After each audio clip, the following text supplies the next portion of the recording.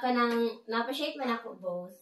Pero mas na-appreciate na ako si Gab karon nga season kay kanang ni-step up man siya.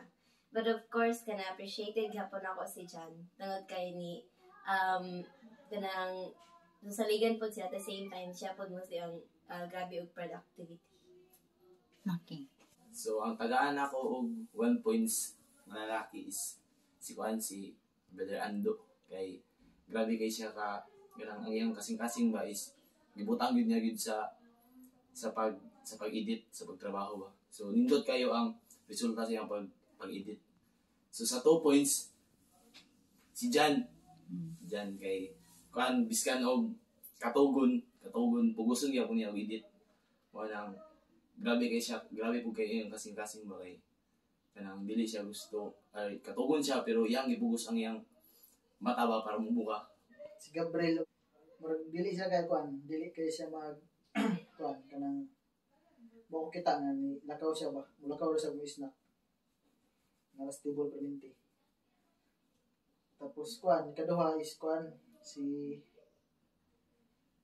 RR kaya bisa grabe na niya ka kanang mapila ko bang grabe niya katugon pero igo na siya mo dito kada sportahan ba kung gusto.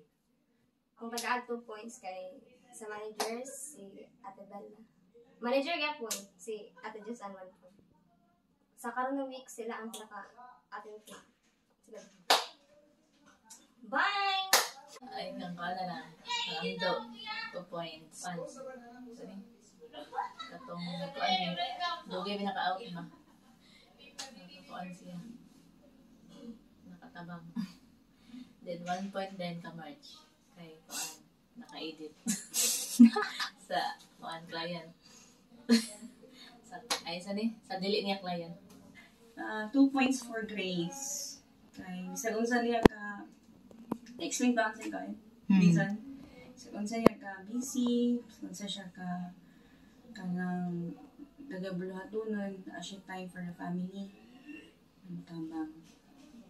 And 1 point for Bella. Kay bisag dili kay mi nga naka-close level, tamang gyapon siya sa ako. Akong 2 points kay si Dayday. Armor bearer gid siya. Grabe. Siya pa mo follow up no. Siya pa mo ngata na ang yang heart grabe ka kanang helping hand kay tanan. Ay ang 1 point kay si RR ang 1 point no. Bisag makita nimo ang changes sa iyang ba compared before. So karon grabe man ni kamot na gid siya and extend na gud iyang time. Kasi alam nila ang 2 points. Katong time na kuan ba ko nang dili ko makakuan sa mga maka-learn sa line ng mga task ba kung wala iyang course bitaw nga ang kuan ko. Na-appreciate na ako siya ng 2 points. Ate Princess Grace. Kanang kuan siya advice ako aba. Na siya permanente bitaw nga istorya. Na sa time na kanang magbibog. 2 points na ko yan. Ay, ating ako kang andong hapon kay kanang bisag unsa nakahago ba. Hindi ako siya matulog din. Ang 1 point kay ating na ko kang Gab kay bisag unsa ka hago bisag wala na hindi na siya kasabot sa iyang edits ba. Mo kuan ka pun siya. Nilaw tayo yung try ko edit. Ano? 2 points. Kang Ate Sam. Kay kuan siya mo kuan sa ako tayo dala. Tapos 1 point kang Kuya Jan. May buotan si Kuya sa. Ang makita ko nga kuan matagag 2 points si Gab.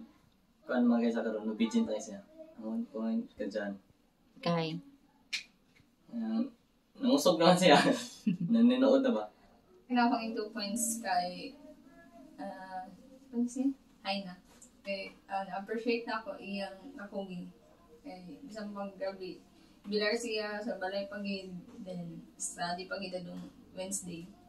So ang 1 point is kang Manoy.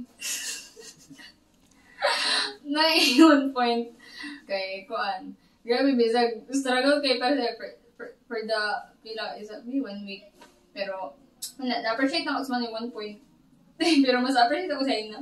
Pero sa Manoy kay kuan, himo siyang all around manager and so kana.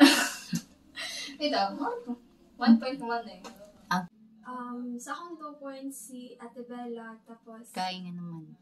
kuan siya kanang muhatag siya kanang andam si Ate Bella mo assist even though kanang na siya work, then pwede niya biyaan nga kanang matabangan lang ang iyang kuan under sa iya or nag-work sa iya. Tapos 1 point si kuan Kuya Jan, kay kuan willing siya pud siya motabang if naiguba ang PC or nakagikalibogan, then QC po siya sa akong mga work. Okay.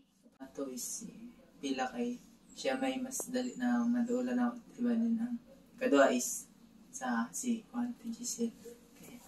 Mas kon siya. Siya pud ang isa pud sa madulan nga Juan. Okay. Duha kay si Juan. Si Jan. Ano man? Kay gabi ko ang production ba din. Kanang aside sa of course pagkagabi matulog siya ba pero pagkabuntag din na production bitaw. Like akong makita sa like kung matulog na bitaw mo ban like para kang Gabriel siya mo revise nga na ba. Din appreciate kay na ko na heart kay actually dili lali mag-revise ko kanang wala ka kabalo sa kuan sa another pieces sa uban ba pero buhat yan. 1 point po kasi kuan sabay na manage niya ang kuan like trabaho wala yung mga delayed ba mauna na doon din aside na makatabang sa uban kay dali ra ni mga manang niyang video. I give 2 points kay Hanhan. Kay bisag busy siya kaayo niya na ko'y pangutan na sa iyo na ko'y kanang wala na sabtan pag mag-QC ko kay ginaingnan gapon ko niya mo na siya ti ninutan mo na siya ti mo to 2 points kang Hanhan. Tapos 1 point kang Jisan. Kay like kanang pag na ko'y mga pangutan na kay ginatubag gapon ko niya bisag unsa kay siya ka busy. Correct. Ang 2 points para kay Stephanie. Kay kung gabi ang heart sa pag-serve, pang-hive task, and make sure gabi na categories na ang mga task niya done na gid ng mga revision na and follow-ups. And then 1 point for Jan. Sa grabe na niyang tupa-dupa dira, lumagan kayo siya nakatapad, pero nakita na ko ang iyang work hard gid bisag magdupa-dupa na siya. Pakita gigapon niya nga kaya gapon niya i-troubleshoot ang mga videos and even mahuman na bisag magdupa-dupa na siya. So gi-appreciate na ko sila buno. O gihatag na ko akong 2 points ng RR kay nakita na ko iyang responsiveness sa instruction ako to assist the managers, and then mangita siya pamaagi nga maka-help siya. Even dili pa siya na naka-top editor pero na siya i-progress nga ko nakita. 1 point para kang step kay hindi mo siya responsible sa iyang task. So before siya muli yaging humanon, nalay times nga katulgon siya, hindi siya sayog out, pero when it comes to responsibility, yaging paningkamutan. So ang client siya na mismo matiman sa communication, even sa revisions, hindi na pag i-follow up yan ang nagbuhat.